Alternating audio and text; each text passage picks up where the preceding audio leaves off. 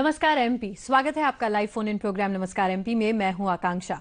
नमस्कार एमपी हमारा वो कार्यक्रम जो महकते हुए उस फूल के गुलदस्ते की तरह है, फूलों के उस गुलदस्ते की तरह है, जिसमें हर फूल हम खास तौर पर आपके लिए चुन कर लेकर आते हैं। फिर चाहे बात हो आम और खास की, रूबरू कराना हो आपको इतिहास से, या फिर मिलवाना हो आपको किसी खास विषय विशेषज्ञ से, सब कुछ होता है हमारे इस कार्यक्रम में। जी हाँ, इसीलिए ये खास है। और खास बात ये भी है कि ये लाइव फोन इन प्रोग्राम है, इसमें आप सीधे तौर पर हमसे जुड़ सकते हैं, हमारे विषय विशेषज्ञों से सवाल कर सकते हैं। हमारे फोन नंबर्स आपकी टीवी स्क्रीन पर हैं। हमारे फोन नंबर्स हैं 0755266049 और टोल फ्री नंबर पर भी आप कॉल कर सकते हैं। तो चलिए कार्यक्रम की शुरुआत करते हैं, जैसे कि हमें है आज का विचार। तो आपको बता दें आज का विचार है अब्दुल कलाम साहब का। अब्दुल कलाम साहब ने कहा था, इससे पहले कि सपने सच हों आपको सपने देखने होंगे। बिल्कुल सही बात कही थी उन्होंने, क्योंकि जब तक आप सपने देखेंगे ही नहीं तब तक आप कैसे एक रणनीति बना पाएंगे, कैसे आप सोच पाएंगे कि हमें इसे पाना है और कैसे मेहनत कर पाएंगे। तो अपनी जीवन में सपनों के महत्व को समझिए, सपने जरूर देखिए और फिर उसे पाने के लिए जद्दोजहद में लग जाइए। आज का खास मुद्दा क्या है जिस पर हम चर्चा करने वाले हैं? आज हर कहीं हर जुबान पर हम एक नाम सुनते हैं, डिजिटल इंडिया। तो क्या है डिजिटल इंडिया, क्या है ई गवर्नेंस? यही है आज का हमारा मुद्दा। तो आपको मुद्दा मैंने बता ही दिया, डिजिटल इंडिया और ई गवर्नेंस के बारे में आज हम बात करेंगे। और जो विषय विशेषज्ञ हमारे साथ मौजूद हैं वो है राजीव श्रीवास्तव जी, जो कि डिप्टी मैनेजर हैं मध्य प्रदेश औद्योगिक विकास निगम के। राजीव जी, आपका बहुत बहुत स्वागत है। तो सबसे पहले तो आपसे यही जानना चाहेंगे कि डिजिटल इंडिया की बात हो रही है, डिजिटल इंडिया है क्या? डिजिटल इंडिया का जो मोनो है, जो लोगो है और जो उद्देश्य है, जो उसके अंदर निहित भावना है, वो है शक्ति से सशक्तिकरण जी, पावर टू एम्पावर जी। हमारा जो गांव का क्षेत्र है उसमें इंफ्रास्ट्रक्चर को, स्पेशली डिजिटल इंफ्रास्ट्रक्चर को सुदृढ़ करना जी जी, उसको और डेवलप करना। और इस पूरे ट्रांसफॉर्मेशन जो हमने कहा है इंडिया ट्रांसफॉर्मेशन, इसके दो उद्देश्य है सबसे खास है। एक तो हम लोग इसको डिजिटली एम्पावर्ड सोसाइटी में कन्वर्ट करना चाहते हैं कि जो हमारा समाज हो वो कंप्यूटर से, आंकिकी से, डिजिटल फॉर्म में उसमें एम्पावरमेंट हो जाए, उसका सशक्तिकरण हो जाए। और दूसरा है इसको हम नॉलेज इकोनॉमी में कन्वर्ट कर दें। तो ये इसका मेन वो। जैसे ये आपने बताया कि गांव को, जैसे बेसिकली इसका जो फोकस है वो ग्रामीण क्षेत्रों की तरफ है कि ग्रामीण क्षेत्रों को कैसे डिजिटली एम्पावर किया जाए, कैसे उन्हें आज की तकनीकों से जोड़ा जाए और काम किया जाए। कंपोनेंट्स की अगर हम बात करें, जैसे हर पॉलिसी के कुछ कंपोनेंट्स होते हैं, डिजिटल इंडिया के कंपोनेंट्स की बात करें तो वो क्या है? सबसे पहले तो है क्रिएशन ऑफ डिजिटल इंफ्रास्ट्रक्चर, कि हमको आंतरिक अधोसंरचना का विकास करना है। और जैसा कि आपने कहा, ऐसा नहीं है कि सिर्फ गांव के लिए है, शहर भी है इसमें जी जी जी। बट हमारा चूंकि गांव वाला जो एरिया है उसमें अभी उतना डेवलपमेंट नहीं हुआ जितना शहर में हो गया है, इसलिए वहां फोकस ज्यादा जरूरी है। इसलिए हम लोग क्रिएशन ऑफ डिजिटल इंफ्रास्ट्रक्चर, आंतरिक अधोसंरचना का विकास और क्रिएशन, उसको हम लोग निर्माण कर रहे हैं। जैसे कि वहां पर आपके पावर नहीं है, आपका इंटरनेट कनेक्टिविटी नहीं है, वहां पर आपका जो नेटवर्क के लिए हमारी ऑप्टिकल फाइबर केबलिंग होती है वो नहीं है। तो पहला उद्देश्य, पहला कंपोनेंट तो हमारा वो है। दूसरा है जो हमारी सर्विसेज हैं सरकार की, जो कि हम लोग आगे करेंगे बात। तो डिलीवरी ऑफ सर्विसेज जो हैं, जो हमको सेवाएं देनी है सरकार को अपने सिटीजन को, अपने नागरिक को, उसको ये डिजिटली डिलीवर करें, मतलब कंप्यूटर के द्वारा, आईसीटी के द्वारा उसको डिलीवरी करें। तीसरा है इन सबको करने के लिए आपको उसका ज्ञान होना चाहिए। बिल्कुल सही तो वो है डिजिटल लिटरेसी जी जी। तो उसको जो सिटीजन्स हैं, जो पब्लिक एट लार्ज है, जो कंज्यूमर्स हैं, जो लोग इसके बेनिफिशरीज हैं, उनको ये मालूम होना चाहिए। तो उसके लिए स्किल इंडिया और जो स्किल डेवलपमेंट की बात कर रहे हैं, कौशल उन्नयन, कौशल विकास जी जी, तो उसके में आपको डिजिटल लिटरेसी, तो ये तीन इसके मेन कंपोनेंट्स है। मतलब जैसे आपने बात करी डिजिटल लिटरेसी कि अगर हमें डिजिटली अपनी नेशन को, अगर हम पूरी ही बात करें, नेशन को डेवलप करना है तो डिजिटल लिटरेसी होना बहुत जरूरी है। ग्रामीण अंचलों की बात करें तो अभी भी कहीं ना कहीं बहुत सारी दिक्कतें आती हैं। मतलब जैसे आपने ही बताया कि वहां पर कनेक्टिविटी नहीं है, फाइबर केबल्स अभी नहीं बिछे हैं, बहुत सारी चीजें हैं।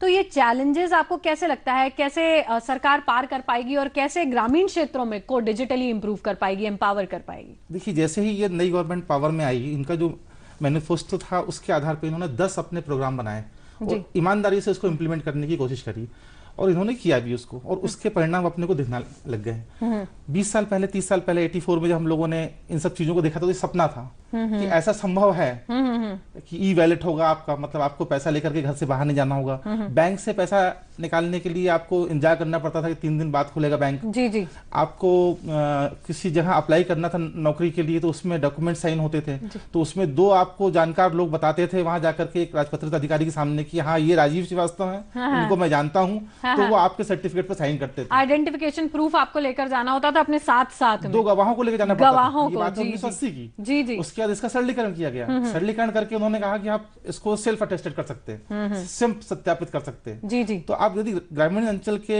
दृष्टिकोण से देखें इसको, तो राजपत्रित अधिकारी डिस्ट्रिक्ट लेवल पर मिलना भी बड़ा मुश्किल काम है। फिर उसके लिए आप कलेक्ट्रेट में जाइए, वहां पर लाइन में लगिए, उनको बताइए, उनको एप्लीकेशन दीजिए। तो ये जो चीजें थी डिजिटल डिवाइड वाली जो हम लोग बातचीत कर रहे थे, जी जी जी। एक तो संपन्न लोग हैं और एक जो लोग हैं जो आम नागरिक हैं। तो उसमें जो पब्लिक एट लार्ज है, जो हमारे सिटीजन्स हैं, उसको इन्होंने एम्पावरमेंट की बात करी, उनके सशक्तिकरण की बात करी, कि जो डिजिटल राइट्स है, जो डिजिटल इंफ्रास्ट्रक्चर है, जो सांख्यिकी अधोसंरचना है, उस पर हर आम आदमी का उतना ही अधिकार होना चाहिए, बिल्कुल जितना पैसे वाला। एक आम आदमी हमारे साथ और जुड़े हैं, राजेश जी हैं सागर से, जो कि कोई सवाल करना चाहते हैं। राजेश जी, आपका बहुत बहुत स्वागत है। क्या सवाल करना चाहते हैं आप? जी राजेश जी, आपसे गुजारिश है कि अपने टीवी का वॉल्यूम कम कर लें, जिससे हम आपको अच्छा सुन पाएंगे बिना इंटरप्शन। हाँ मैडम, मेरा सवाल है जो अभी फरवरी में डिजिटल साक्षरता। जी जी, बोले राजेश जी। जी राजेश जी, योजना शुरू हुई है जो जी डिजिटल साक्षरता अभियान फरवरी माह में जो शुरू हुआ है मैडम, हाँ। उसकी जानकारी कहाँ से प्राप्त करें? और ये जो निरक्षरों के लिए है ये डिजिटल साक्षरता जी 14 से 60 वर्ष के लिए अभी मोदी जी ने लॉन्च किया है फरवरी में, तो उसकी जानकारी कहाँ से मिलेगी सर? देखिए, ये जो है आपको जैसा कि मैंने बताया कि 3 कोर कंपोनेंट हैं, जिसमें तीसरा वाला जो कंपोनेंट है डिजिटल लिटरेसी है ना। अब इसको ईमानदारी से इंप्लीमेंट करने का प्रयास किया उन्होंने, उसके लिए फंड एलोकेट किया उन्होंने, और इसके लिए उन्होंने सारी चीजें वेबसाइट के थ्रू बनाई हैं कि अब आपको जानकारी के लिए कहीं जाने की आवश्यकता नहीं है। आपके पास आसपास कहीं आपका एक सिटीजन कियोस्क होगा जो आम नागरिक के लिए, जिसमें सारी सुविधाएं उपलब्ध होंगी, और ये कुछ चीजें उसको जो हम लोग बात कर रहे हैं नेट न्यूट्रलिटी की, उसको फ्री ऑफ कॉस्ट मिलेंगी। तो जैसा कि इनका क्वेश्चन था कि साहब इस प्रोग्राम के बारे में जानकारी कहाँ मिलेगी, तो सारे प्रोग्राम के बारे में सारी जानकारी mygov.in पर उपलब्ध है, mygov.in। और इसको इन्होंने कहा है कि सोशल मीडिया को हम लोग प्रोएक्टिवली यूज करेंगे। जी जी। इसका हम बहुत अच्छे से करेंगे। आप इस पर अपना क्वेश्चन डालिए, इमीडिएटली आपको इसका रिस्पांस आएगा। इसका वेबसाइट का नाम है mygov.in। जी जी जी। तो राजेश जी, हम आपको बता दें कि जो मेन सर ने बताई साइट है, वेबसाइट बनी हुई है इसकी my.gov.in, जिस पर mygov.in my.gov.in जी, तो उस पे आप अपना सवाल डाल सकते हैं और सीधे आपके सवालों के जवाब आपको मिलेंगे। जो जिज्ञासा है आपकी ई एजुकेशन, डिजिटल एजुकेशन की जो आप बात कर रहे हैं, उसके बारे में वो आप पूछ सकते हैं। जी सर। इसी में मैं आगे और भी ऐड करना चाहूंगा कि जो भी डेटा है, जितने भी डिपार्टमेंट्स हैं, इसके लिए उन्होंने हर डिपार्टमेंट को उसका नोडल एजेंसी बनाया हुआ है जी। उस नोडल एजेंसी के थ्रू आपको इम्प्लीमेंट करने की बात हुई है जी। तो इसमें जो भी डेटा गवर्नमेंट का है संबंधित, एक और वेबसाइट है data.gov.in। ओके जी, data.gov.in जी जी जी। इस पर आपके शासन से संबंधित, सारे डिपार्टमेंट से संबंधित कि कौन किसका नोडल एजेंसी है, उसमें कितना पैसा है, कहाँ कहाँ कितना काम हुआ है और किससे संपन्न करना है, ये आप उनसे पूछ सकते हैं। उनको अवेलेबल है उनके पास। अच्छा अच्छा, मतलब कि सरकार ये कोशिश कर रही है कि जितनी ज्यादा से ज्यादा ट्रांसपेरेंसी आ जाए कंज्यूमर और उनके बीच में, उतना ज्यादा बेहतर है और उतना ज्यादा विश्वास कायम हो पाएगा शायद उनके दोनों के बीच में। देखिए, हमारी समस्या ये है कि हम करप्शन को हटाना चाहते हैं। बिल्कुल सही। लड़ाई जो है वो करप्शन से है। बिल्कुल। और करप्शन को हटाने के लिए सबसे इंपॉर्टेंट चीज है ट्रांसपेरेंसी, पारदर्शिता जी। हम लोगों को मालूम ही नहीं पड़ता था पहले कि साहब वो ऑफिस में आदमी आया है कि नहीं आया है। लोग कहते थे हम ऑफिस के चक्कर लगा रहे हैं और ऑफिस में आदमी नहीं आया है, ऑफिस में आपका बाबू नहीं आया, आपका ऑफिसर नहीं आए हैं। तो इन्होंने अभी तो दिल्ली गवर्नमेंट के लिए एस्टेब्लिश की है attendance.gov.in। क्या बात है। आपका बायोमेट्रिक जो एम्प्लॉय है उसका बायोमेट्रिक अटेंडेंस होगी, और वो सीट पर बैठा है कि नहीं बैठा है, ये भी आपको पब्लिकली मालूम रहेगा। अच्छा, कि ये राजीव श्रीवास्तव ऑफिस आए हैं कि नहीं आए हैं तो कब से कब तक बैठे हैं। मतलब दर्शकों, जो आप लोगों को बहुत सारी शिकायतें रहती थी कि हम ऑफिस में पहुंच रहे हैं लेकिन अधिकारी वहां मौजूद नहीं है, हमें कोई मिल नहीं पा रहा, हम शिकायतें दर्ज नहीं करा पा रहे, तो अब ये सरकार ने कोशिश की है कि आपकी ये शिकायतें दूर की जाएं और इसे भी डिजिटली कन्वर्ट किया है। जैसे कि सर ने बताया कि आप उसमें अटेंडेंस आप देख सकते हैं कि वो अधिकारी वहां मौजूद है कि नहीं है। दिल्ली में ये हो चुका है। दिल्ली में हो चुका है। क्या बात है सर। अगर हम बात करें इसकी डिजिटल इंडिया के पिलर्स की, तो इस स्कीम में 9 पिलर्स की बात की गई है, तो 9 पिलर्स के बारे में जानना चाहेंगे कि क्या है वो 9 पिलर्स। देखिए, अभी जो हम लोग बातचीत कर रहे हैं डिजिटल इंडिया, जिसको हम लोग शॉर्ट फॉर्म में बोलते हैं DI। डिजिटल इंडिया क्या है, तो हमने बातचीत करी अभी कि इन लोगों ने अपना जो चुनावी घोषणा पत्र था उसमें इसको कहा था कि हम इन चीजों को ईमानदारी से करेंगे। पहले भी होती थी लेकिन इन्होंने और अच्छे से की। और इसको इन्होंने 9 इसके जो मेन पॉइंट बनाए उसको उन्होंने कहा 9 पिलर्स। तो पहला उन्होंने बताया ब्रॉडबैंड हाईवे जी। तो ब्रॉडबैंड नैरोबैंड की हम लोग बात नहीं कर रहे हैं, मतलब बहुत तेज स्पीड पर जहां पर मिलता है, जो आप लोग एडवर्टाइजमेंट देखते हो उसको 4G वाली जो लड़की का एडवर्टाइजमेंट आ रहा है 4G। तो 4G और 3G तो अभी हम लोगों के लिए थोड़ी सी दूर की बात है, लेकिन एक ब्रॉडबैंड टेक्निक्स, मतलब हमको एक अच्छी इंटरनेट मिलना चाहिए, क्योंकि इन सब चीजों को इंप्लीमेंट करने के लिए भाई आप यदि कुछ करना चाहते हैं और डिजिटली कनेक्ट करना चाहते हैं, सबसे पहले इंटरनेट सबसे पहले आपको इंटरनेट कनेक्टिविटी चाहिए। खाना हो या नहीं हो, रोटी हो या नहीं हो, कपड़ा हो या नहीं हो, मकान हो या नहीं हो, लेकिन इंटरनेट होना चाहिए। इसके लिए हर गांव में एक कॉमन सर्विस सेंटर उनका स्टेब्लिश करने का उद्देश्य है, जिसके लिए उन्होंने पूरी संरचना दे दी है, पैसा दे दिया है, उसका सब चीजें डिक्लेयर कर दी है। यदि हम गवर्नमेंट ऑफ एमपी की बात करें तो उन्होंने हर डिस्ट्रिक्ट में वो सब चीजों का खाका तैयार करके डिपार्टमेंट को लिख दिया है।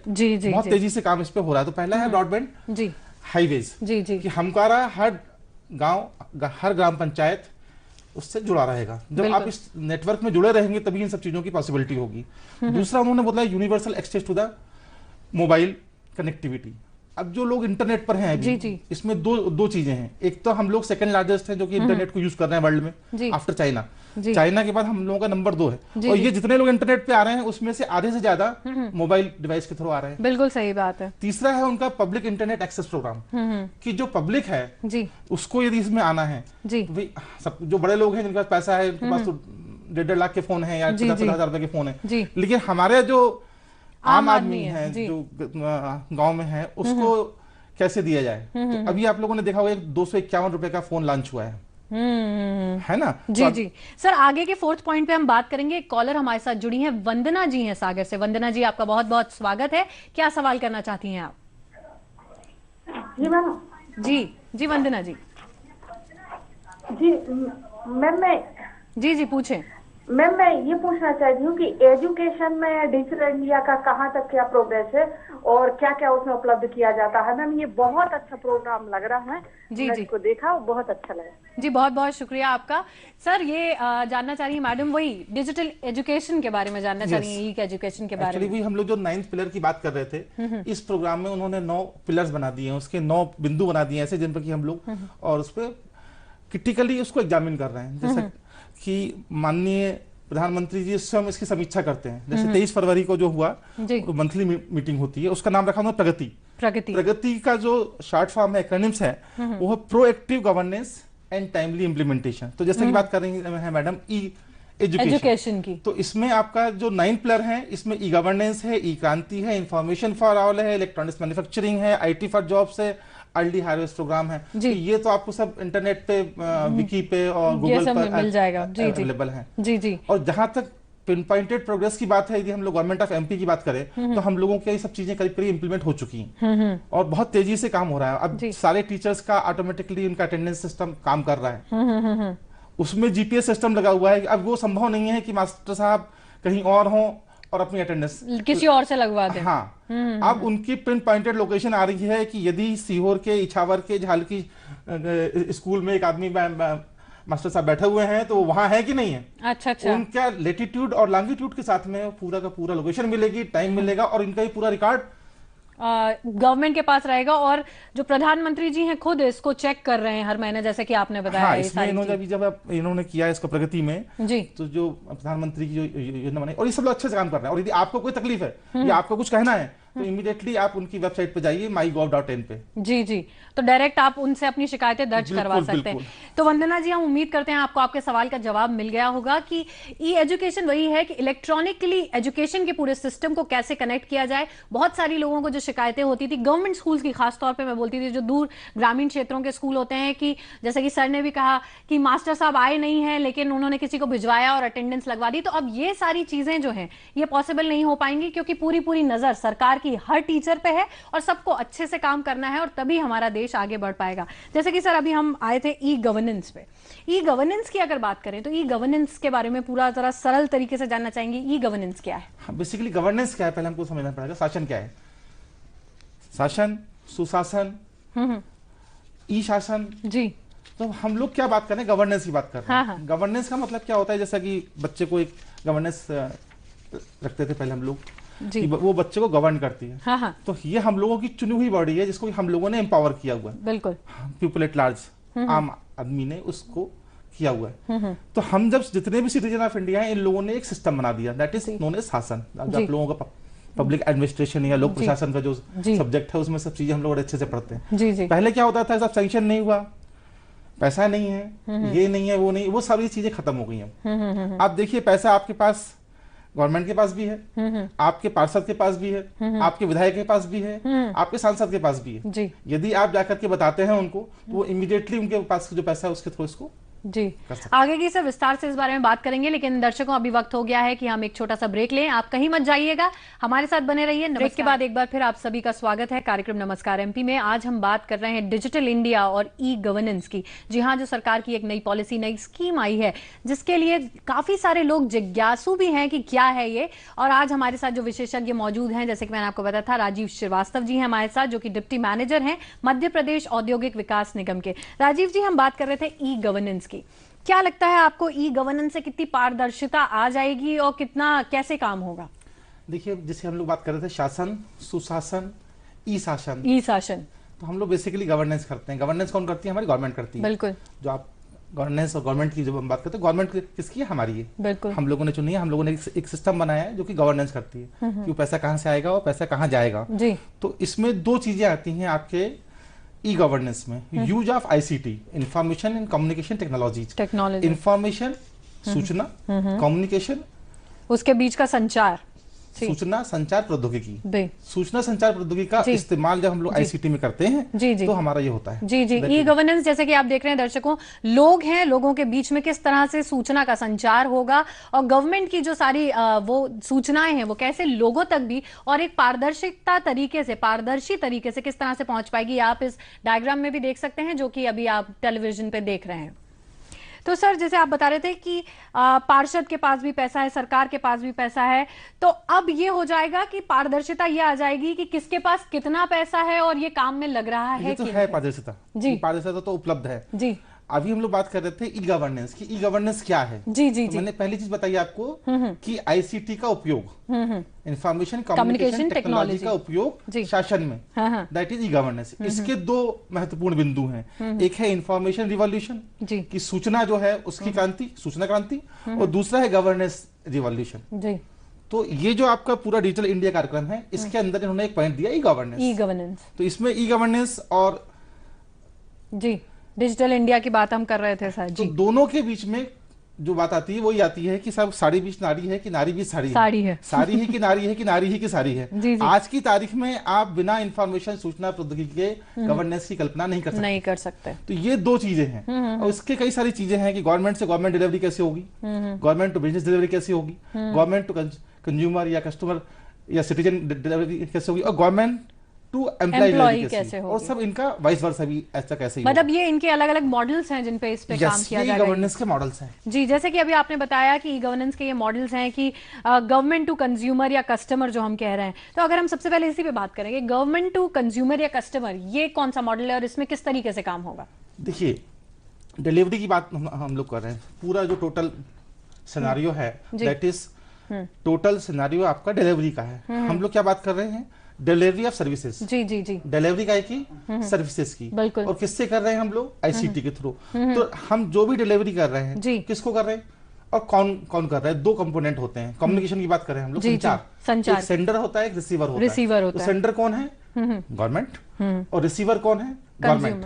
अच्छा, government to government. Yes, that is government to government. अच्छा, सेंटर गवर्नमेंट है, रिसीवर आपका सिटीजन है, तो गवर्नमेंट टू सिटीजन। अब आप जो बात कर रहे थे कि हम लोग कैसे बताएंगे इनको, गवर्नमेंट को, तो ये जो पोर्टल बन गए हैं आपके सारे, जो मैंने अभी आपको इनोवेट किए डिजिटल इंफ्रास्ट्रक्चर के लिए, mygov.in, data.in, attendance.in, ई हेल्थ के लिए अलग पोर्टल है, सबके लिए अलग अलग पोर्टल है, इम्प्लीमेंटेशन एजेंसी है।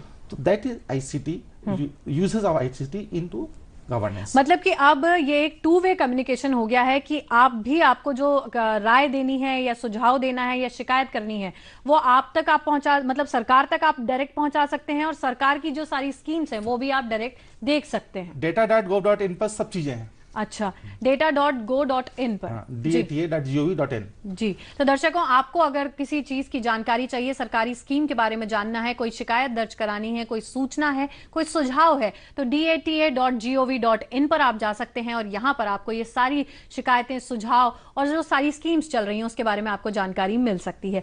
तो सर, ये हमने G2C, G2B और G2G, ये, और एक है आपका गवर्नमेंट टू एम्प्लॉय भी है, G2E। जी, तो उसके बारे में थोड़ा सा, गवर्नमेंट टू एम्प्लॉय क्या? देखिए, आपको ने सुना होगा पेंशन्स के बारे में बहुत दिक्कतें आती हैं लोगों को। जी जी जी। बहुत सारी चीजें होती हैं कि पीएफ से किसी को लोन चाहिए हो। हाँ हाँ। तो पहले लोग चक्कर लगाते थे बहुत कि साहब हमारा फॉर्म भेज दीजिए, वहां से सैंक्शन होगा, ये होगा, वो होगा। अब आपका यहाँ से पीएफ कटता है और इमीडिएटली एसएमएस आपके मोबाइल में आ जाता है कि आपके एम्प्लॉयर ने आपका पीएफ काट करके जमा कर दिया है। जी, immediately, within no time. जहाँ की पहले लोग तो 2-2 साल 3-3 साल चक्कर लगाते थे कि सर हमको बच्चे की शादी के लिए चाहिए लोन, और इसके लिए लोन चाहिए। तो ये जो आपके पेंशन वाली बात आ रही थी, पेंशन है, इंश्योरेंस है, तो जो भी एक इस तरह की सेवाएं होती थी, ये अब आपको ऑन डिमांड अवेलेबल है। आपको लोन चाहिए, इमीडिएटली आप अप्लाई कीजिए ऑनलाइन, और within no time sanction letter या रिजेक्शन लेटर आपके उसमें आ जाता है। जी जी, ठीक है सर। जैसे कि आपने एक 9 पिलर्स में जो हम देख रहे थे, ई क्रांति करके भी है। हाँ, वो जो आप उससे पूछ रही थी, इलेक्ट्रॉनिक डिलीवरी ऑफ सर्विसेज। जी जी जी। तो इसको उन्होंने टर्म किया, इसको उन्होंने कॉइन किया ई क्रांति। ई क्रांति, जी जी, ई क्रांति। ई क्रांति के बारे में सर जानना चाहेंगे थोड़ा सा डिटेल में हम। सही क्रांति जानेंगे जी। इसमें जैसा कि हमने बताया था आपको कि हम लोग क्या कर रहे हैं, सर्विसेज दे रहे हैं। सर्विसेज कहाँ से दे रहे हैं हम लोग? जी जी, सिटीजन को दे रहे हैं। बिल्कुल बिल्कुल। सिटीजन को सर्विसेज कैसे दे रहे हैं हम लोग? आईसीटी के माध्यम से दे रहे हैं। तो आपने अप्लाई किया पासपोर्ट के लिए जी, तो आपको पासपोर्ट का मिला कि नहीं मिला? आपने किसी कंपनी के, आपकी कंपनी है, कारपोरेट्स का काम है आपका, तो वो हुआ कि नहीं हुआ? तो उसके लिए उन्होंने 10 मिशन मोड प्रोजेक्ट जो भी चल रहे हैं उनका एक कंपेरिजन किया हुआ है। उसमें क्या है, MCA 21, pension, income tax, central excise, e office, passport, visa and immigration and foreign की जो अपने विजिटर्स आते हैं उनकी जानकारी, UID, बैंकिंग, इंश्योरेंस, और इन सब के अलावा उन्होंने एक नेशनल सिटीजन डेटाबेस बना दिया है जो कि आधार से लिंक करके आपको सब चीजों को।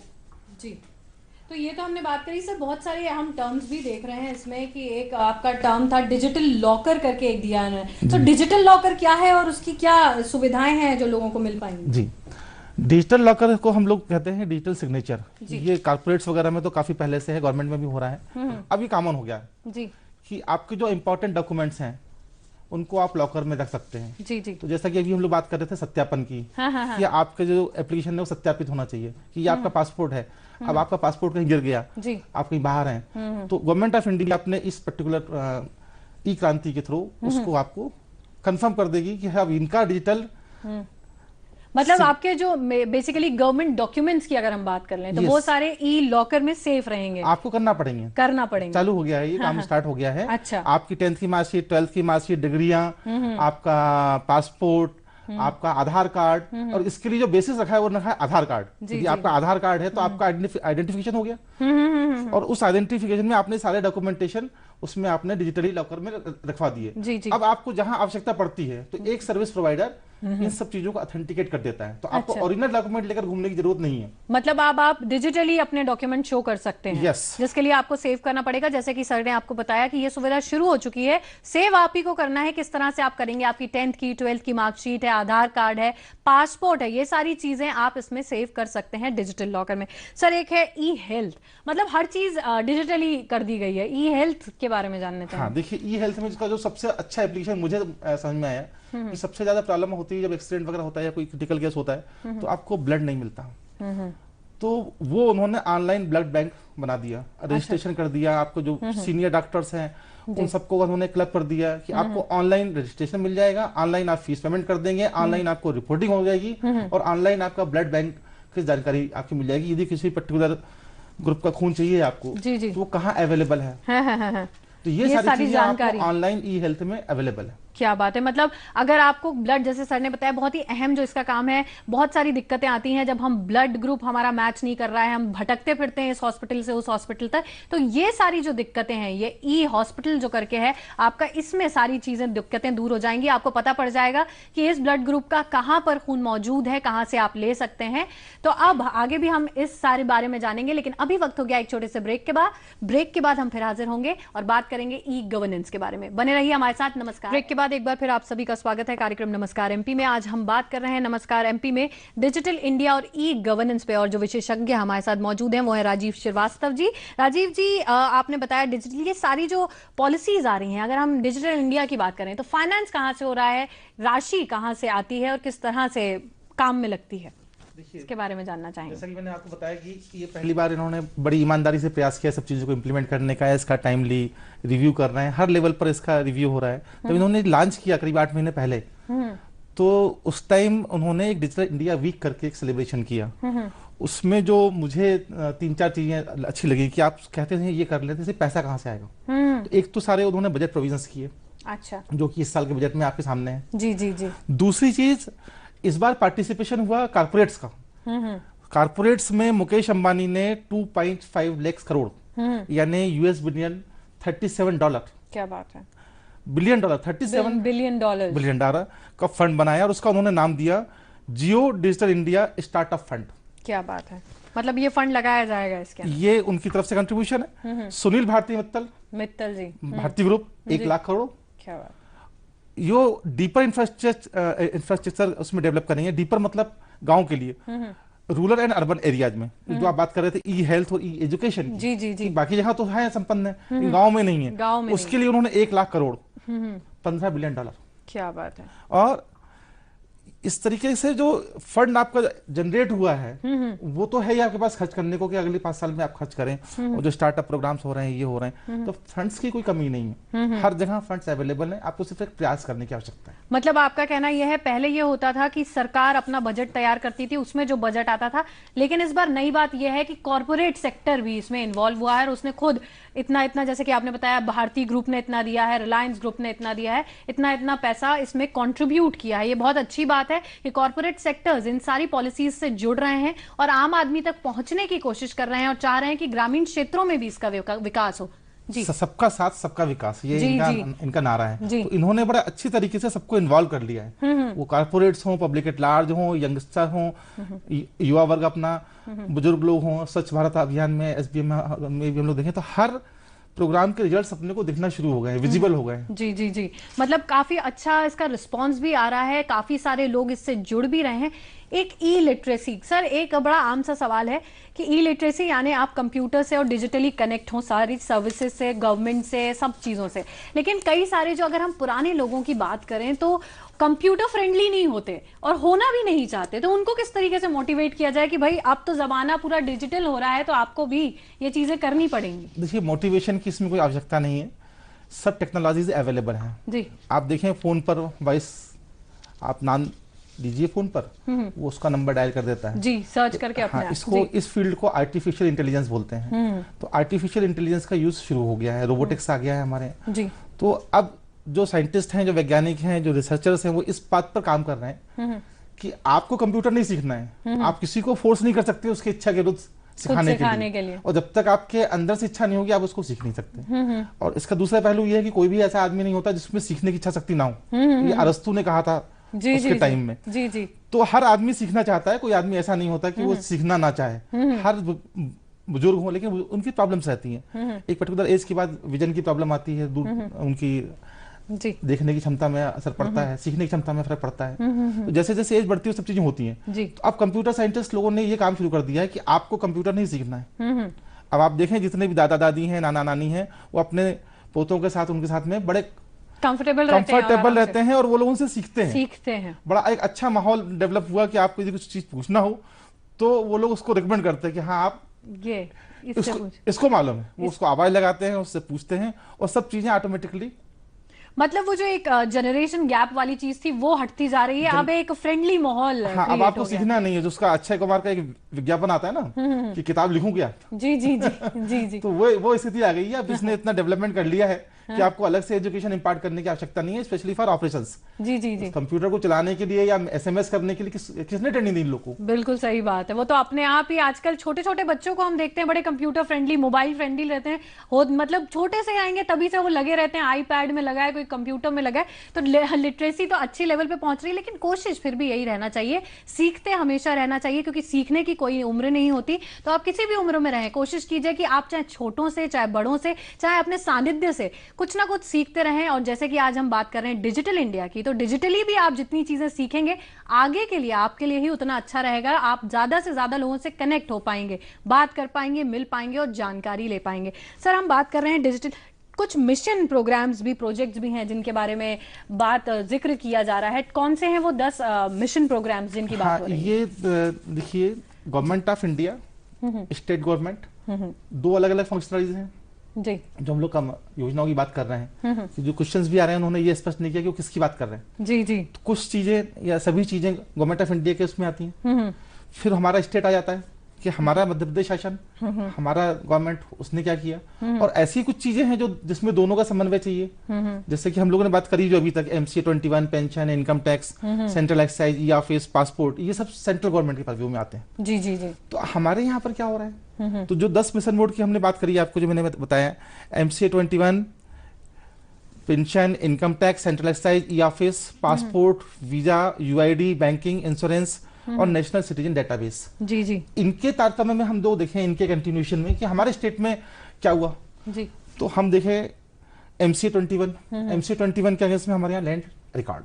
सर, सबसे पहले तो यही जानेंगे कि MCA 21 क्या है प्रोजेक्ट। देखिए, मिनिस्ट्री ऑफ कॉर्पोरेट अफेयर्स, जो आप अभी डिजिटल सिग्नेचर की बातचीत कर रहे थे, ई साइन की बात कर रहे हैं, पहले यह वही इंप्लीमेंट हुआ। मिनिस्ट्री ऑफ कॉर्पोरेट अफेयर्स को उन्होंने उसकी नोडल एजेंसी बनाया और जो डिजिटल साइन वाला जो कॉन्सेप्ट है वो उन्होंने इंप्लीमेंट किया। आप सारे जितने भी कॉर्पोरेट्स हैं उन कॉर्पोरेट्स को वो फैसिलिटीज दे दी कि वो पहले जो लाइन में लग करके टैक्स जमा करते थे या जो उनकी डॉक्यूमेंटेशन होते थे या फैक्स हो रहे हैं या हो रहे हैं, मतलब पेपर वर्क कम कर दिया गया। पहले उन लोगों को 21 फॉर्म जमा करना पड़ते थे, अब सिर्फ 2 फॉर्म जमा करना पड़ते हैं, वो भी ऑनलाइन। क्या बात है। तो इतना लेंदी प्रोसेस जो था, प्रक्रिया का सरलीकरण हो गया है ये। तो MCA 21 जो था वो उसके लिए था जिसमें डिजिटल सिग्नेचर बहुत कॉमन हो गया। जी जी। और अब हम लोग भी उसको इस्तेमाल कर रहे हैं कि आपको फिजिकल की जगह डिजिटल सिग्नेचर कर रहे हैं। जी जी जी। पेंशन का हमने आपको बता ही दिया, इनकम टैक्स का सभी लोग भरते हैं, अभी सब लोग आज तो सब लोग लगे होंगे। सेंट्रल एक्साइज हो गया, ई ऑफिस हो गया, पासपोर्ट हो गया। इनके तारतम्य में हम लोगों ने क्या किया, मध्य प्रदेश शासन ने, MP जी, लैंड रिकॉर्ड देख रहे हैं आप, रोड ट्रांसपोर्ट देख रहे हैं आप, ई डिस्ट्रिक्ट देख रहे हैं आप, है ना, कमर्शियल टैक्सेस हो गया है, ट्रेजरी हो गई है, ग्राम पंचायत हो गया है, पुलिस हो गई है, एग्रीकल्चर हो गया है, एम्प्लॉयमेंट एक्सचेंजेस हो गए हैं, म्युनिसिपैलिटीज हो गई हैं। जी जी जी। तो ये 1 to 1 यदि हम देखें central government versus state government, तो हम लोगों की उन्नति भी कम नहीं है। अब इसमें से कुछ चीजें ऐसी जो कॉमन है, जैसे पुलिस, अब कोई बाहर से आदमी आया, उसका वीजा, उसका इमिग्रेशन, उसका फॉरेन रजिस्ट्रेशन, जी, जैसे अभी हमारे यहाँ आप लोग अखबारों में पढ़ते हैं कि बाहर के नागरिक पकड़ाए, बिल्कुल, तो कहाँ से पकड़ा गया वो, कोई सपना नहीं आ गया। उनका इंटेलिजेंस है और वो इंटेलिजेंस अब ऑथेंटिकेटेड हो गया डेटाबेस से, कि जैसे ही उनको कोई भी ऐसी प्रक्रिया दिखी या ऐसा भी संदिग्ध कुछ दिखा, उन्होंने इमीडिएटली उसको उसकी स्क्रूटनी की कि किस तरीके से किया, कर लिया कि इसका बायोमेट्रिक वो क्या है, इसकी आंखों का रंग क्या है, इसका DNA क्या है, आइडेंटिफिकेशन चाहिए पूरी, क्या जो अभी पकड़ाए हैं अपने MP से भी काफी लोग पकड़ाए हैं। जी जी जी। तो कहाँ से पकड़ाई में आ गए। जी जी। तो वो जैसे ही मूवमेंट होता है इन सब इंफॉर्मेशन के थ्रू, तो वीजा, इमिग्रेशन, फॉरेन के लिए हमारी पुलिस का उनसे 1 to 1 है। इसके पहले जो दो कार्यक्रम हुए थे जी जी, इसमें अपने निश्चल झारिया साहब आए थे, आईजी पुलिस, तो उन लोगों ने काफी डिटेल में बातचीत की थी। जी जी, तो अब एक्सचेंज ऑफ इंफॉर्मेशन हो गया, तो हमारी स्टेट पुलिस का भी ताकत बढ़ गई। जी जी जी, कि कोई आदमी वहां यहाँ से अपराध करके भाग गया तो उसको पकड़ेंगे कैसे, तो विद इन नो टाइम पता पड़ जाता है कहाँ है कैसे। हमारी पुलिस कितनी इफिशिएंट हो गई। जी जी, मतलब डिजिटली जो कनेक्टिविटी बढ़ी है उससे बहुत सारे फायदे हमें जो हुए हैं, उसमें से एक जैसा सर ने अभी डिनोट किया कि पुलिस का जो काम है वो बड़ा फुर्तीला हो गया है, फटाफट पता पड़ जाता है कि कौन कहाँ से माइग्रेट कर रहा है, कौन सही आदमी है, कौन कहाँ पर है, ये सारी चीजें बड़ी जल्दी पता चल जाती हैं और इससे हमें ही फायदा होता है कि कोई भी गलत गतिविधि होने से पहले ही हमारी पुलिस सचेत हो जाती है और उसे रोक देती है। सर अभी एक पॉइंट था पेंशन के बारे में जानना चाहेंगे कि वो पूरी स्कीम क्या है, वो कैसे क्या है? देखिए, ये जो पेंशन वाले बारे में जितने भी लोगों को पेंशन मिलनी होती है, एक तो वो बुजुर्ग होते हैं जी, ठीक है, और पेंशन पर ही उनका सब कुछ होता है। तो यदि पेंशन में बहुत सारी प्रक्रियाएं होती हैं कि आप जीवित रहने का प्रमाण पत्र प्रस्तुत कीजिए। जी बिल्कुल सही बात है। तो अभी तक ये सब चीजें मैनुअली होती थी कि वो आदमी बेचारा बैंक में गया, बैंक में जाके उसने अपना वो किया, फिर बैंक के पास गवर्नमेंट से पैसा आया नहीं आया, थोड़ा सा भी चेंज हो गया, तो सब बहुत सारी परेशानियां होती थी। तो now every transaction is online, जो भी प्रक्रिया होगी वो ऑनलाइन हो रही है। तो ये बैंक वाले की रिस्पॉन्सिबिलिटी है कि वो गवर्नमेंट से पैसा ले और उसको डिलीवरी करे। मतलब अब जो बुजुर्गों हैं उनको, ये बुजुर्ग लोगों को ये तकलीफ उठाने की जरूरत नहीं है कि खुद जा रहे हैं वहां पर। Let me finish first. जी जी जी जी, अब आपके अकाउंट में खुद पैसा आ जाता है। हाँ। पहले पेंशनर को लाइन में लग करके पैसा लेना पड़ता था। अब इन सब प्रक्रियाओं के सरलीकरण का ये हो गया कि उनके पास और उनके बच्चों के पास SMS पहुंच जाता है कि आपकी पेंशन आपके अकाउंट में पहुंच गई है। मतलब डिजिटली होने से ये फायदा है कि वो जो चक्कर लगाने का काम था बड़े लोगों का और सबका ही, घर के सारे लोग इसी में परेशान रहते थे कि आज हमें वहां जाना है, इतने बजे से हम बैंक पहुंच जाएं, इसको लेकर पहुंचना है, अपना आइडेंटिफिकेशन प्रूफ देना है, 2 गवाहों को, वो सारी चीजें अब इतनी ईजी हो गई हैं कि आप ऑनलाइन ये सारी चीजें कर सकते हैं। और जैसे कि सर ने आपको बताया कि SMS आप तक पहुंच जाता है कि आपके अकाउंट में इतना पैसा इस वक्त पहुंच चुका है। तो ये सारी चीजें बड़ी आसान हो गई। लेकिन सर क्या आपको नहीं लगता कि अभी भी हमारे सामने डिजिटल इंडिया के प्रोग्राम को पूरी तरह से फॉर्मुलेट करने के लिए बहुत सारे चैलेंजेस हैं? देखिए मैडम, कोई भी सिस्टम फुल प्रूफ नहीं होता और सिस्टम की परिभाषा ये है कि उसमें हमेशा इंप्रूवमेंट की संभावनाएं होती हैं। तो मैं इस बात से इनकार नहीं करूंगा कि उसमें इंप्रूवमेंट की संभावनाएं नहीं है। हर सिस्टम में इंप्रूवमेंट की संभावनाएं होती हैं, उसको आप और अच्छा कर सकते हैं, सुधार कर सकते हैं। बट मेरा जो नॉलेज है, मेरा जो एक्सपीरियंस है, मेरा जो व्यू है इसमें जी, कि इस विषय पर अभी तक का जो काम हुआ है इसमें कहीं कोई गलती कमी बेसी देखने में नहीं आई है जी। बिल्कुल ईमानदारी से इनको पैसा भी दिया गया है, टारगेट भी दिए गए हैं, ऑफिसर्स को टाइट भी किया गया है। जो आपका सेंट्रल गवर्नमेंट का कैबिनेट सेक्रेटरी है उसको बाध्य किया गया है कि 24 घंटे में जवाब दे। जी जी जी। तो अब इसमें मुझे कहीं कोई बहुत ज्यादा सुधार की गुंजाइश नहीं दिखती। परफेक्ट सिस्टम है, मतलब परफेक्ट सिस्टम है, बहुत अच्छी तरह से बनाया गया है। सिर्फ बनाया ही नहीं गया है, उसे फॉर्मुलेट करने की भी पूरी ईमानदारी से कोशिश की गई है। फंड्स एलोकेट किए गए हैं, साथ ही साथ पूरा एक गेम प्लान जिसे हम कहते हैं, पूरा एक प्लानिंग तैयार की गई है, किस तरह से कहां पैसा लगाया जाएगा, कौन कहां काम करेगा, ये सारी चीजें तैयार हो चुकी हैं। सिर्फ अब सर क्या कह सकते हैं कि जन सहयोग की जरूरत है कि वो लोग भी आगे आए और उतनी ही अच्छी ईमानदारी से सहयोग दें। सिर्फ आपको एक प्रयास करना है। बिल्कुल सही। ये जितनी भी बातें हो रही हैं कि साहब ये काम नहीं हुआ, वो काम नहीं हुआ, उसमें सिर्फ एक चीज की कमी देखने में आ रही है और वो है उनका विल पावर जी। यदि आपने चाहा है तो काम आपका 24 घंटे के अंदर होता है जी। अब कोई कांस्टेंट नहीं है, कोई लिमिटेशंस नहीं है, कहीं कोई बाध्यता नहीं है जी जी। आप देखें अभी ट्रेन का एक एग्जांपल था, अपने जो रेल मंत्री उनका नाम है प्रभु जी। ट्रेन जा रही थी, एक बच्चे की तबीयत खराब हुई, उसने उसको ट्वीट किया। चार लोगों की टीम ने अगले स्टेशन पर उनको अटेंड किया और उसके अगले स्टेशन पर दवाई दी और उसके अगले स्टेशन पर 2 क्वालिफाइड डॉक्टर खड़े हुए थे उस बच्चे का स्वास्थ्य का हालचाल देखने के लिए। क्या बात है। 3 चीजें हुई। पहली चीज तो इन्फॉर्मेशन गई उनके पास, उस पर एक्शन हुआ और उस एक्शन के बाद उसका कंफर्मेशन हुआ, वेरिफिकेशन हुआ जी जी कि आपके बच्चे को दवाई दे दी, उसकी तबीयत कैसी है। वहां पर क्वालिफाइड MBBS डॉक्टर खड़ा था। आप अंदाजा लगाइए कि चलती हुई ट्रेन में जी, मतलब क्रॉस चेक भी किया गया, इंफॉर्मेशन भी पहुंची, उस पर रिएक्शन भी आया। मतलब इतना सिस्टम हमारा तेज हो चुका है और डिजिटली इतना साउंड हो चुका है कि अगर कोई तकलीफ होती है आप सीधे गवर्नमेंट तक पहुंच सकते हैं। आगे भी हम इसके बारे में बात करेंगे, लेकिन अभी वक्त हो गया एक छोटे से ब्रेक का। ब्रेक के बाद हम फिर हाजिर होते हैं। नमस्कार MP। सभी का स्वागत है कार्यक्रम नमस्कार एमपी में। आज हम बात कर रहे हैं डिजिटल इंडिया और ई गवर्नेंस के बारे में। दर्शकों, आपको बता दूं कि हमारे फाइनेंस मिनिस्टर जेटली जी ने भी national institute of technology Kurukshetra में डेवलप करने के लिए कहा है कि वहां पर फिर कंप्यूटर ट्रेनिंग जो है वो यूथ को दी जाएगी। मतलब आईटी साउंड करने की कोशिश की जा रही है। साथ ही साथ सॉफ्टवेयर टेक पार्क जो है वो पंचकुला में बनेगा, वहां पर भी पूरी ट्रेनिंग्स दी जाएंगी। मतलब पूरा प्रयास सरकार का यही है कि आईटी इक्विप्ड यूथ रहे हमारा, जिससे कि डिजिटल जो हमारा इंडिया का सपना है वो पूरा साकार हो सके। और जैसे कि अभी हमने एक एग्जांपल सर ने दिया ही था कि ट्रेन में बच्चा बीमार हुआ, तुरंत उसकी इंफॉर्मेशन ट्विटर पे दी गई, लोगों ने रिएक्ट भी किया। पहले ये होता था शिकायत करी, महीनों सालों बीत गए, कोई रिएक्शन नहीं, लेकिन अब तुरंत रिएक्ट होता है, क्रॉस चेक होता है कि दवाइयां पहुंच गई कि नहीं। ये सारी चीजें अच्छी तरीके से हो जाएंगी। इसके लिए डिजिटल लिटरेसी भी बहुत जरूरी है। सर, एक बात 9 पिलर्स में हमने करी थी, right to information, information for all. Information for all को अगर हम जानना चाहें गहराई से, क्या है इंफॉर्मेशन फॉर ऑल? देखिए, अभी जो भी समस्या आती है कि आपके पास जानकारी नहीं है, तो जानकारी को हम लोग क्या बोलते हैं, टेक्निकली डाटा बोलते हैं। डेटा, हाँ।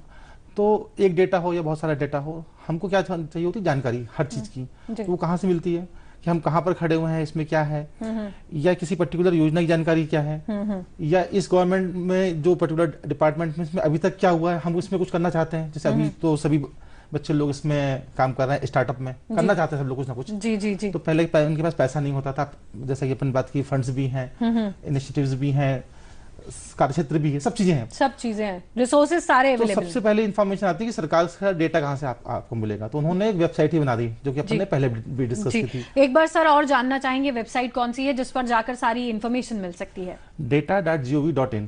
data.gov.in पर अगर आप जाएंगे तो आपको सारी सरकार की योजनाओं के बारे में जानकारी मिलेगी। आप कोई सुझाव देना चाहते हैं, आप कोई परिवर्तन चाहते हैं, या आप कुछ भी जानना चाहते हैं, तो ये सारी इन्फॉर्मेशन इस पर अवेलेबल रहती हैं। और सर कोई ऐसी साइट है जिस पर जाया जा सकता है और जानकारी ली सकती है? देखिए, इसमें जैसा कि आपसे बात हुई, अभी आप बता रही थी कि नेशनल इंस्टीट्यूट की स्थापना की उन्होंने, national institute of technology, STPI है, software technology park of India है, बाकी जितनी भी संस्थाएं अपने अपने स्तर पर प्रयास कर रही हैं इंफॉर्मेशन टेक्नोलॉजी में, इसमें उसमें। तो पढ़ने के लिए और एम्प्लॉयमेंट के लिए और इसके लिए आपको क्या करना है, इसकी जानकारी कहाँ से मिलेगी आपको? तो पढ़ते पढ़ते क्या होता है, उन्होंने कहा था PhD करनी है, तो आप इलेक्ट्रॉनिक्स के क्षेत्र में ही, इलेक्ट्रॉनिक्स डिजाइन के क्षेत्र में ही आपको 35,000 रुपए पर मंथ पर वो PhD करने की सुविधा उपलब्ध करा रही है। क्या बात है। अब ये जानकारी आपको उनकी वेबसाइट से मिल जाएगी। आप उनकी वेबसाइट को सर्च कीजिए mygov.in पर जी। उसके बाद आपने कहा था PhD कर ली, नौकरी चाहिए या नौकरी नहीं करना है, कुछ और करना है हमको, तो वो लोग 50,000 रुपये मंथ आपको दे रहे हैं। 2.5 लाख रुपए का साथ में इंसेंटिव भी है उनका किताबें खरीदने के लिए। ये सब जानकारी पहले सब कहाँ होती थी? सही बात है, योजनाएं पहले बहुत सारी आती थी लेकिन लोगों तक नहीं पहुंच पाती। फिर क्या होता था, उन्होंने कहा आगे मत पढ़ो क्योंकि नौकरी करनी है, इसलिए लोग PhD नहीं करते थे। PhD के बाद और नहीं पढ़ते थे आगे। अब सरकार ने इलेक्ट्रॉनिक्स और IT के क्षेत्र में स्पेशली, बाकी के क्षेत्रों में भी किया होगा, उसकी जानकारी मुझे नहीं है जी। तो आप एक PhD कैंडिडेट को 35,000 रुपए पर मंथ दे रहे हैं। और यदि हम दूसरी तरफ जाकर के देखते हैं, जो MTech और BE वाले बच्चे हमारे, जिनको काफी क्रिटिसाइज कर रहे हैं आजकल मीडिया और सब लोग, कि साहब ये तो इंजीनियर है, तो यदि वो नौकरी करने जाता है तो भी उसको इतनी ही सैलरी मिलती है। तो वो चाहे तो और भी पढ़ सकता है, उसको उतने और उससे ज्यादा पैसे मिलेंगे। क्या बात है। मतलब जो बच्चों का कई बार ये होता है कि मन तो होता है पढ़ाई का, लेकिन वो घर संभालना है, घर को सपोर्ट करना है, इसलिए एक बहुत ही पहले शुरुआत में ही पढ़ाई छोड़कर फिर काम में लग जाते हैं, जॉब में लग जाते हैं। तो अब ऐसे बच्चों को जिनके मन में इच्छा है पढ़ने की, उसको भी सरकार प्रमोट कर रही है, उन्हें भी मोटिवेट कर रही है, एक धनराशि प्रोवाइड कर रही है। जैसे कि सर ने बताया, धनराशि प्रोवाइड कर रही है कि आप जाइए और जितना पढ़ना चाहते हैं पढ़िए और फिर काम करिए। इसकी वेबसाइट भी खरीद लो। जी बिल्कुल, दर्शकों आपको सर इसकी भी वेबसाइट बताएंगे। जी, DEITY.gov.in इस पर आप जा सकते हैं। इसमें स्लैश लगा के ESDM जी। तो दर्शकों आपको हम बता दें, ये साइट DEITY.gov.in/ESDM, इस पर जाकर आप इन सारी चीजों की जानकारी ले सकते हैं। सर पढ़ाई के बारे में है बेसिकली कि PhD का बताया ना आपको, जी, PhD का ये जो जानकारी है, जो बच्चे PhD कर रहे हैं, बहुत सारे बच्चों का ये रहता है PhD में बहुत टाइम लग रहा है, अरे कैसे जाएंगे, क्या करेंगे, PhD करने के बाद क्या करेंगे। तो अब आप जा सकते हैं साइट पर और देख सकते हैं कि आपको क्या राशि है जो प्रोवाइड कर रही है सरकार और किस तरह से आप उसका लाभ ले सकते हैं। एक बार फिर मैं आपको साइट वेबसाइट बता दूं, DEITY.gov.in/ESDM।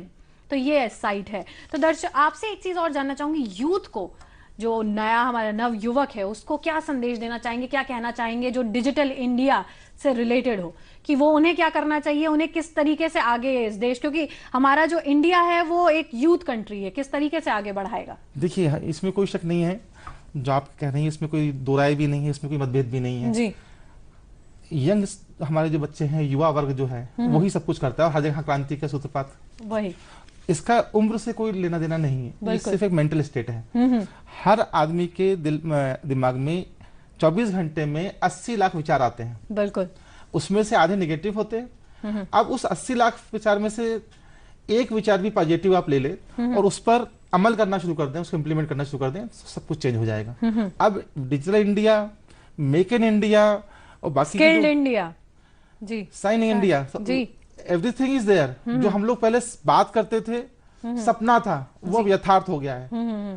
Dream comes to reality जी। आप जो सोच सकते हैं वो आप कर सकते हैं, आपको सिर्फ एक काम करना है, सोचना है, सोचना, प्रयास करना है। सोचना तो पड़ेगा, जब आप सोचेंगे तो ही आप प्रयास करेंगे जी।